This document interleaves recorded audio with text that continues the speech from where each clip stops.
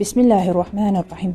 Qurani Kərimin ictimai mövzularını əhatə edən ayələri nümunə gətirərək İslamın siyasətdən ayrı olmadığını isbat etməyə davam edirik. İctimai mövzulardan biri daxili müharibələrdir. Hucurat surəsinin 9-cu ayəsində bu barədə buyurulur. Müamilə və ticarət məsələləri də ictimai məsələlərdəndir. Quranda bu mövzuda da açıqlamalar verilir. Bu cür məsələlərin həlli cəmiyyətin ixtiyarına buraxılmır.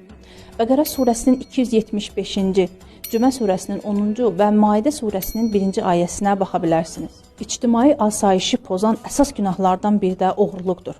Oğurluqla bağlı Maidə surəsinin 38-ci ayəsində açıq-aşkar hökm nazil olmuşdur.